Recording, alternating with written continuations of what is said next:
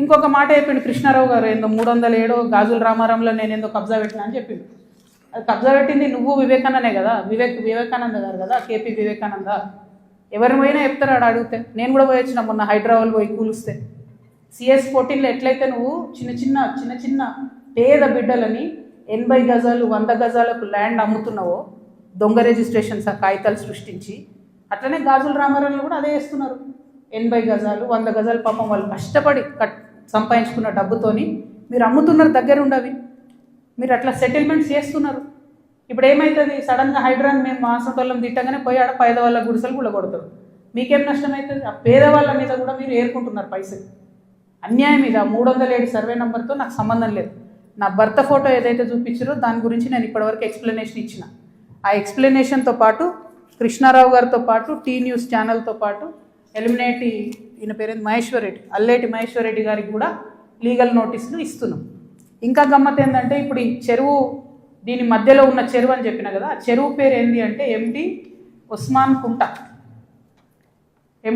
కుంట. ఇక బీఆర్ఎస్ ప్రభుత్వంలో కేటీఆర్ గారి హయాంలో అద్భుతంగా ఏం జరిగిందంటే బోల్డని చెరువులను ప్రైవేట్ బిల్డర్స్కి డెవలప్మెంట్కి అండ్ బ్యూటిఫికేషన్ కానీ ఇచ్చారు. ఇలా కొన్ని జెన్యూన్ ఉన్నాయి, మంచినే వాళ్ళు పాపం బ్యూటిఫికేషన్ చేసారు CSR కింద. చాలా మటుకు ఎట్లున్నాయంటే ఇప్పుడు ఈ ఎవరైతే ప్రణీత్ బిల్డర్స్ ఉన్నారో, ఆ ఫోటో పట్టుకో, ఆ మొత్తం 71 ఎకరాలు కట్టినటువంటి ప్రణీత్ బిల్డర్కే ఈ ఉస్మాన్ కుంట చెరువు డెవలప్మెంట్కి ఇచ్చారు. ఇస్తే ఆయన ఏం చేసిండు, దాన్ని డెవలప్ చేసి ఊరోళ్ళకి ఇవ్వకుండా డెవలప్ చేసి అందులో 4 ఎకరాలు మింగి ఆ 4 ఎకరాలలో 8 విల్లాలు కట్టి చుట్టూ కాంపౌండ్ వాల్ పెట్టి జనంకి అవకాశం లేకుండా చేసారు. అంటే నీకు డెవలప్మెంట్ కానీ ఇస్తే నువ్వు మింగేసినావు. అందులో నీ కొడుకే డైరెక్టర్ ఉన్నాడు కృష్ణారావు గారు. మరి సమాధానం ఇప్పుడు చెప్పు, ఏం చెప్తావు నాకు అర్థం కాదు. ఏదో నిన్నటి నుంచి తమాషా చేస్తున్నట్టు జాగృతలు దాడి చేస్తారు గీడి చేస్తారని. మాకు అట్లాంటి ఆలోచన ఏం లేదు.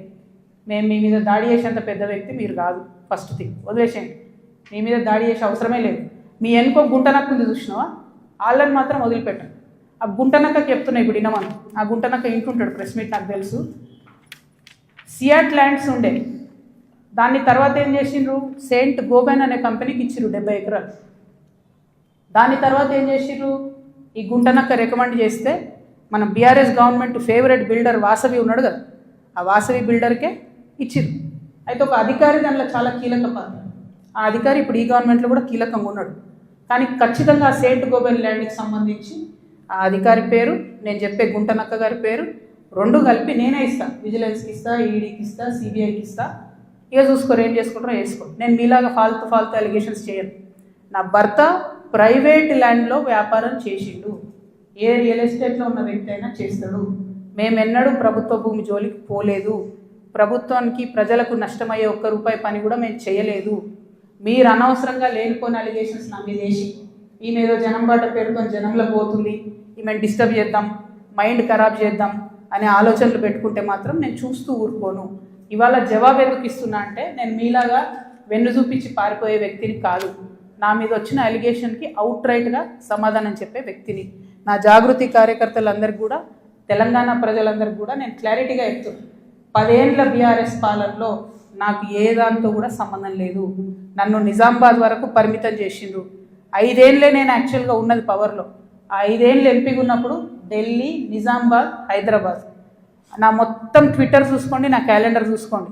ఇప్పుడు ఎట్లయితే జనం బాట పేరు పెట్టుకొని ప్రతిరోజు తిరుగుతున్నానో అప్పుడు కూడా నేను మన ఊరు మన ఎంపీ పేరుతో నిరంతరం ప్రజల మధ్యలో ఉన్నా. పైరవేలు చేసుకోలే నేను ఎప్పుడు. నేను చాలా గర్వంగా ఫీల్ అయినా. నేను తెలంగాణ నుండి మొదటి ఎంపీగా పార్లమెంట్కి పోయినా. కొట్లాడుతుంటే మీ పిచ్చిలేసినట్టు గంటలు ఒరుతుంటే మీ పార్లమెంట్లో ఎంత ఫైట్ చేసినాం స్టేట్ కోసం. మీరేమో మేము ఆడ ఢిల్లీలో కొట్లాడుతుంటే ఇక్కడ ఏసీ ఆఫీస్లా ఉండి పందికొక్కుల్లాగా కేసీఆర్ గారు నీడనే ఏరి ప్రజల సొమ్ము తిన్నది కాకుండా ఉల్టా నా మీద వెకిలి ప్రయత్నాలు వేస్తే మాత్రం ఒక్కొక్కరిది కాళ్ళు ఇరగొడతా చెప్తున్నాను. నాకు ఇట్లాంటి భాష మాట్లాడడం ఇష్టం ఉండదు. ఇవాళ మాట్లాడక తప్పని పరిస్థితి అవుతుంది. లేనిపోని అంటగట్టకండి. 10 ఏళ్లలో ఎన్నడూ ఎవరు గవర్నమెంట్లో నా భర్త పేరు వినలేదు. ఇవాళ మీరు ఆయన మీద అలిగేషన్ చేస్తున్నారు. ఆయన ఫోన్ ట్యాప్ చేస్తారు, సిగ్గుండాలి. ఇంటర్లో ఫోన్ ట్యాప్ చేస్తారు, ఇటువంటి వెధవ ప్రచారాలు చేస్తారు. ఇంకా కళ్ళు చల్లబడతలేవా మీకు? పార్టీలకి నిలబొట్టారు కదరా బయటికి. ఇంకేంది? నేను ఊరుకునేదాన్ని కాదు బిడ్డ, చెప్తున్నా. ఇప్పుడే మొదలుపెట్టినా. మీరు సెయింట్ గోబెన్ సంగతి చెప్పండి, వాసవికి ఇచ్చినటువంటి 100 భూములు ఉన్నాయి. ఇవాళ గవర్నమెంట్ని కాంగ్రెస్ గవర్నమెంట్ అంటారు కదా మీరు, హిల్ట్ పాలసీ పెట్టి దారాదత్తం చేస్తున్నారని. దానికి కిటికీలు తెరిచింది ఎవరు? దానికి బీజం వేసింది ఎవరు? డిస్టిలరీ భూములు అమ్మినరా? లీజుకి ఇచ్చిన భూములు. లీజుకి ఇచ్చిన భూములల్లో ప్రజలకు డబుల్ బెడ్రూమ్ ఇల్లు కట్టియాలి, హాస్పిటల్ కట్టాలి, స్కూళ్ళు కట్టాలి. ఇండస్ట్రీ తీసేస్తే ప్రైవేట్ వ్యక్తులకు ఎట్లా అమ్మిండ్రు? దాని మీద సంతకం పెట్టింది ఎవరు? కేటీఆర్ గారు కాదా? చాలా కంపెనీలు ఉన్నాయి, మీరు కూడా సెలెక్టివ్గా లీజుకి ఇచ్చారు కదా. మీరు కిటికీలు తెరిచిర్రు, ఈ గవర్నమెంట్ దర్వాజాలు తెరిచిర్రు దోసుకొని తినండి అని చెప్పి. జనానికి మాత్రం ఏం చేయకండి, హాస్పిటల్ కట్టకండి, స్కూళ్ళు కట్టకండి. ఎవడన్నా నాసంటోడు అడిగితే మా మీద ఉల్టా అలిగేషన్ ఇవ్వండి.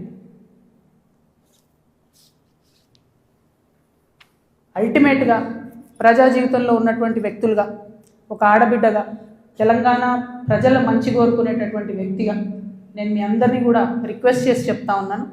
నా మీద బీఆర్ఎస్ పార్టీ ఏదైతే విష ప్రచారం చేస్తుందో, నా మీద, నా భర్త మీద, దాంట్లో ఇనుమంతా కూడా సత్యం లేదు. దానికి సంబంధించి అన్ని కాగితాలతో సహా నేను చూపించడం జరిగింది. ఇక ముందు కూడా నా మీద ఎవరు ఏ ఆరోపణ చేసినా నేను ఖచ్చితంగా జవాబు చెప్తాను.